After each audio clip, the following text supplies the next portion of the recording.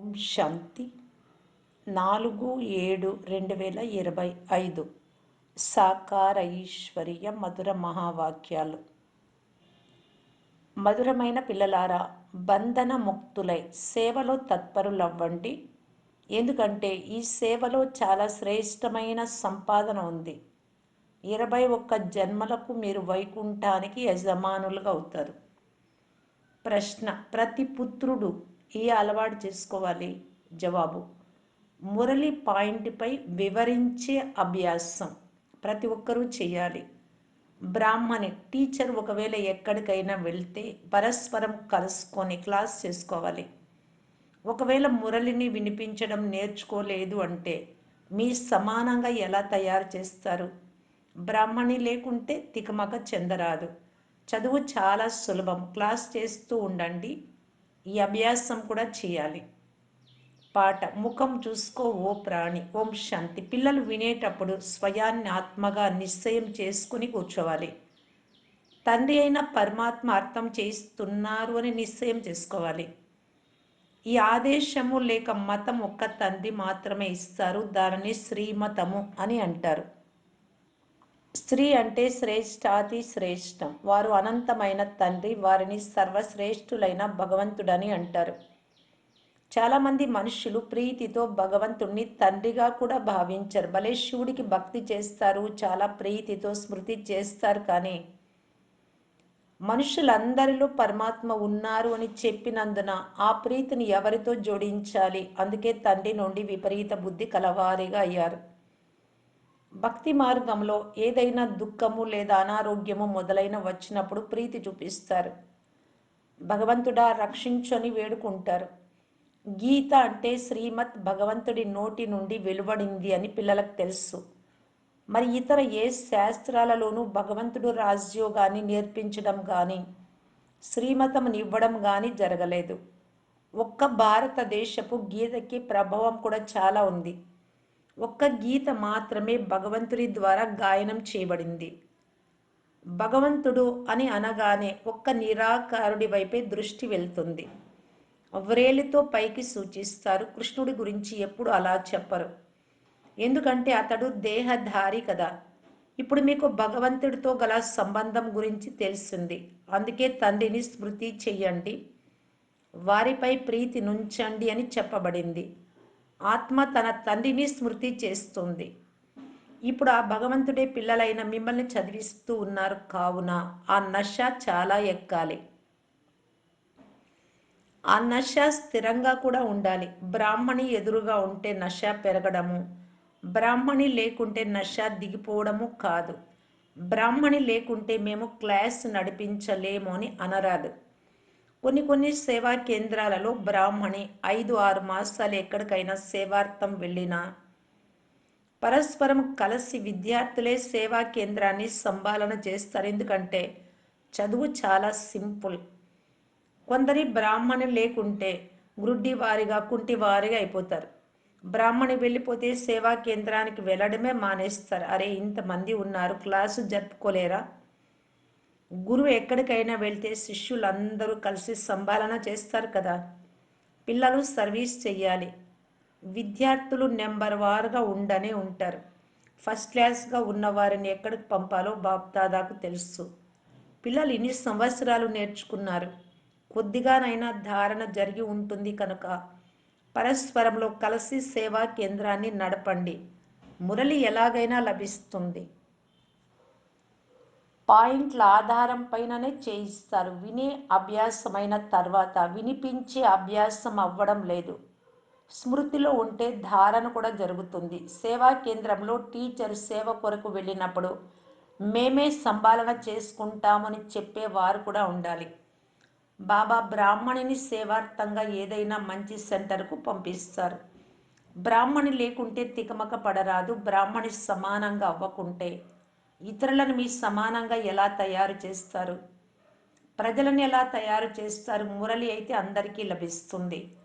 మేము గద్దెపై కూర్చొని అందరికీ అర్థం చేయించాలి అని పిల్లలకు సంతోషం ఉండాలి.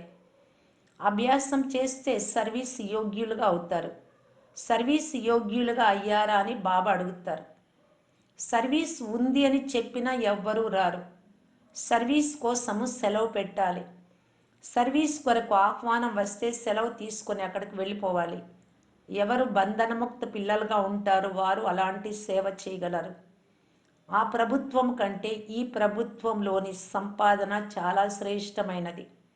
భగవంతుడు చదివిస్తూ ఉన్నారు. దీని ద్వారా మీరు 21 జన్మలకు వైకుంఠానికి అధికారులుగా అవుతారు. ఎంత గొప్ప సంపాదన! లౌకిక సంపాదన ద్వారా ఏం లభిస్తుంది? అల్పకాల సుఖం. ఇక్కడ విశ్వానికి అధికారులుగా అవుతారు. ఎవరికి పక్కా నిశ్చయం ఉంటుందో వారు. మేము ఈ సేవలో మునిగిపోతామని అంటారు, కానీ పూర్తి నశ ఉండాలి. మేము ఎవరికైనా అర్థం చేయించగలమా అని పరిశీలించుకోవాలి. వాస్తవానికి ఇది చాలా సులభం. కలియుగ అంతంలో ఇన్ని కోట్ల మంది మనుషులు ఉన్నారు. సత్యుగంలో తప్పకుండా చాలా కొద్ది మందే ఉంటారు. దాని స్థాపన కొరకు తండ్రి తప్పకుండా సంగం యుగంలోనే వస్తారు. పాత ప్రపంచం తప్పకుండా వినాశనం అవ్వాలి. మహాభారత యుద్ధం కూడా ప్రసిద్ధంగా ఉంది. భగవంతుడు వచ్చి సత్యుగం కొరకు రాజయోగాన్ని నేర్పించి రాజాది రాజులుగా చేయనప్పుడే ఇది జరుగుతుంది. కర్మాతీత స్థితిని ప్రాప్తి చేయిస్తారు. దేహ సహితంగా దేహ సర్వ సంబంధాలను వదిలి నన్ను ఒక్కరినే స్మృతి చేస్తే పాపాలు సమాప్తమవుతూ వెళ్తాయి. స్వయాన్ని ఆత్మగా భావించి తండ్రిని స్మృతి చేయాలి. ఇదే శ్రమ. యోగానికి అర్థం ఒక్క మనిషికి కూడా తెలియదు. తండ్రి అర్థం చేయిస్తున్నారు. భక్తి మార్గం కూడా డ్రామాలో రచింపబడి ఉంది. భక్తి మార్గము నడవనే నడవాలి. ఆటంతా జ్ఞానము, భక్తి, వైరాగ్యాలపై తయారై ఉంది. వైరాగ్యం కూడా 2 రకాలుగా ఉంటుంది. ఒకటి హద్దులోని వైరాగ్యం, కొద్ది సమయానికి. రెండవది బేహద్దు వైరాగ్యం. ఇప్పుడు పిల్లలైన మీరు పూర్తి పాత ప్రపంచాన్ని మర్చిపోయేందుకు పురుషార్థం చేస్తారు. ఎందుకంటే మనం ఇప్పుడు శివాలయానికి, పావన ప్రపంచంలోకి వెళ్తున్నాము అని మీకు తెలుసు. మీరందరూ బ్రహ్మకుమార్ కుమారీలు, సోదరి సోదరులు. మీకు వికారి దృష్టి ఉండరాదు. ఈ రోజుల్లో అందరి దృష్టి వికారం అయిపోయింది. తమో ప్రధానం కదా, దీని పేరే నరకం. కానీ తమను తాము నరకవాసులుగా భావించరు. స్వయాన్ని గురించి తెలియదు కనుక స్వర్గ నరకాలు ఇక్కడే ఉన్నాయి అని అనేస్తారు. ఎవరి మనసులో ఏం తోస్తే అది అనేస్తారు. ఇదేమి స్వర్గం కాదు. స్వర్గంలో రాజ్యం ఉండేది. ధర్మపరులుగా సత్యంగా ఉండేవారు. ఎంత బలం ఉండేది. ఇప్పుడు మీరు మళ్ళీ పురుషార్థం చేస్తున్నారు. విశ్వాధికారులుగా అవుతారు. మీరు విశ్వాధికారులుగా అయ్యేందుకే ఇక్కడికి వస్తారు. హెవెన్లీ గాడ్ ఫాదర్ ఎవరినైతే శివ పరమాత్మ అని అంటారో వారే మిమ్ములను చదివిస్తూ ఉన్నారు. పిల్లలకి ఎంత నశ ఉండాలి? పూర్తి సహజమైన జ్ఞానం. పిల్లలైన మీలో ఏవైతే పాత అలవాట్లు ఉన్నాయో వాటిని వదిలేయాలి. ఈర్ష్యపడే అలవాటు కూడా చాలా నష్టపరుస్తుంది. మీకు పూర్తి ఆధారం అంతా మురళిపైనే ఉంది. మీరు ఎవరికైనా మురళిపై అర్థం చేయించవచ్చు, కానీ కొంతమందికి లోపల ఈర్ష్య ఉంటుంది. వీరేమైనా బ్రాహ్మణీయ, వీరికేం తెలుసు, నాలాంటి స్టూడెంటే కదా, వీరేం చెప్తారు ఇలా అనుకుంటారు. మరుసటి రోజు నుంచి రానే రారు. అలాంటి పాత అలవాట్లు ఉండుట వలన డిస్సర్వీస్ కూడా జరుగుతుంది. మీ నుండి బాబాకు చెడ్డ పేరు జరుగుతుంది. జ్ఞానమైతే చాలా సహజం. కుమారీలకు వేరే బాధ్యతలే లేవు. ఆ విద్య మంచిదా లేక ఈ విద్య మంచిదా అని వారిని అడగడం జరుగుతుంది. ఇదే చాలా మంచిదని చెప్తారు. బాబా, మేము ఇక ఆ విద్యను చదవము, మనస్సు పెట్టలేకున్నాము. లౌకిక తండ్రికి జ్ఞానం లేకుంటే పిల్లలు దెబ్బలు తింటారు. చదువద్దు అంటే, వివాహం చేసుకోము అన్నా కూడా. కొంతమంది కుమారీలు బలహీనంగా కూడా ఉంటారు. ఈ చదువు ద్వారా మేము మహారాణులుగా అవుతాము అని అర్థం చేయించాలి కదా. ఆ చదువు ద్వారా పైసాకు కొరగాని ఉద్యోగం ఏం చేస్తారు? ఈ చదువు భవిష్య 21 జన్మలకు స్వర్గానికి యజమానులుగా చేస్తుంది. ప్రజలు కూడా స్వర్గవాసులుగా అవుతారు కదా. ఇప్పుడైతే అందరూ నరకవాసులే. బాబా చెప్తున్నారు, మీరు ఒకప్పుడు సర్వగుణ సంపన్నులుగా ఉండేవారు. ఇప్పుడు మీరెంత తమో ప్రధానంగా అయ్యారు. మెట్లు దిగుతూ వచ్చారు. భారతదేశం దేనినైతే బంగారు పిచ్చుక అని అనేవారో ఇప్పుడు రాతి పిచ్చుకగా కూడా లేదు. భారతదేశం 100% సంపన్నంగా ఉండేది. ఇప్పుడు 100% దివాలా తీసింది. మనం విశ్వానికి అధికారులుగా పారస్నాతులుగా ఉండేవారం. తర్వాత 84 జన్మలు తీసుకుంటూ ఇప్పుడు పత్తర్ నాతులుగా రాతి నాతులుగా అయిపోయాము. మనుషులమే కానీ పారస్నాథ్ పత్తర్నాథ్ అని చెప్పబడుతుంది. మేము ఎంతవరకు యోగ్యులుగా ఉన్నామని మిమ్మల్ని మీరే చూసుకోమని పాట కూడా విన్నారు. నారదుడి ఉదాహరణ ఉంది కదా. రోజు రోజుకు దిగిపోతారు, దిగజారుతూ దిగజారుతూ ఒక్కసారిగా ఊబిలో గొంతు వరకు కూరుకుపోయి ఉన్నారు. బ్రాహ్మణులైనా మీరిప్పుడు జుట్టు పట్టుకొని ఊబి నుండి అందరినీ వెలుపలకు తీస్తారు. మరి ఇక దేనితోనూ పట్టుకునేందుకు వేరే స్థానమే లేదు కనుక జుట్టు పట్టుకోవడమే సులభం. పిలక ఊబి నుండి వెలికి తీసేందుకు పిలకను పట్టుకోవాల్సి ఉంటుంది. ఊబిలో ఎంత కూరుకొని పోయారు అంటే చెప్పలేం. భక్తి రాజ్యం కదా. ఇప్పుడు మీరు బాబా కల్పక్రితం కూడా మీ వద్దకు రాజ్య భాగ్యాన్ని పొందుకునేందుకు వచ్చామని అంటారు. లక్ష్మీనారాయణల మందిరాలను నిర్మిస్తూ ఉంటారు కానీ వారి విశ్వాధికారులుగా ఎలా అయ్యారో వారికి తెలియదు. మీరు ఇప్పుడు ఎంత వివేకవంతులుగా అయ్యారు, వీరు రాజ్య భాగ్యం ఎలా తీసుకున్నారో, మళ్ళీ 84 జన్మలు ఎలా తీసుకున్నారో మీకు తెలుసు. బిర్లా అనేక మందిరాలను కట్టిస్తారు. బొమ్మలు తయారు చేసినట్లు చేస్తారు. చిన్నపిల్లలు చిన్న చిన్న బొమ్మలను తయారు చేస్తే వీరు పెద్ద పెద్ద బొమ్మలను, దేవతల విగ్రహాలను తయారు చేస్తారు. చిత్రాలను తయారు చేసి పూజిస్తారు. వారి కర్తవ్యం ఏమిటో తెలియకుంటే దేవతల కర్తవ్యం అది బొమ్మల పూజే కదా. తండ్రి మనలను గొప్ప ధనవంతులుగా తయారు చేస్తున్నారు అని మీకు తెలుసు. ఒకప్పుడు చేశారు, ఇప్పుడు ఎంత పేదవారిగా అయిపోయారు. ఎవరైతే పూజ్యులుగా ఉండేవారో వారే ఇప్పుడు పూజారులుగా అయ్యారు. భక్తులు భగవంతుని గురించి మీరే పూజ్యులు, మీరే పూజారులు అంటారు. మీరే సుఖమునిస్తారు, మీరే దుఃఖమునిస్తారు, అంతా మీరే చేస్తారు అని అంటారు. వారు ఇందులోనే సంతోషిస్తారు. ఆత్మ నిర్లేపి ఏమైనా తినండి, త్రాగండి, జల్సా చేసుకోండి, అవన్నీ శరీరానికి అంటుతాయి అని అంటారు. అది గంగా స్నానం ద్వారా శుద్ధమవుతుంది అని కూడా అంటారు. కానీ ఆత్మకు ఏమీ అంటదు అనే మాట తప్పు. దాని కొరకే ఏమి కావాలన్నా తినండి, ఎన్నో ఫ్యాషన్లు ఉన్నాయి, ఎలా అలవాటు చేస్తే అలా జరుగుతూ ఉంటుంది అని కూడా అంటారు. ఇప్పుడు తండ్రి చెప్తున్నారు, ఈ విషయ సాగరం నుండి ఇప్పుడు శివాలయానికి పదండి. సత్యుగాన్ని క్షీర సాగరం అని అంటారు. ఇది విషయ సాగరం. మనం 84 జన్మలు తీసుకుంటూ పతితులుగా అయ్యామని మీకు తెలుసు. అందుకే పతిత పావనులైన తండ్రిని పిలుస్తాం. మనుషులు సులభంగా అర్థం చేసుకునేందుకు మన చిత్రాలు ఉన్నాయి. మెట్ల చిత్రంలో పూర్తి 84 జన్మల వృత్తాంతం ఉంది. ఈ సహజ విషయం కూడా ఎవ్వరికి అర్థం చేయించకుంటే వీరు పూర్తిగా చదువుకోలేదు అని, ఉన్నతి అవ్వడం లేదు అని తండ్రి భావిస్తారు.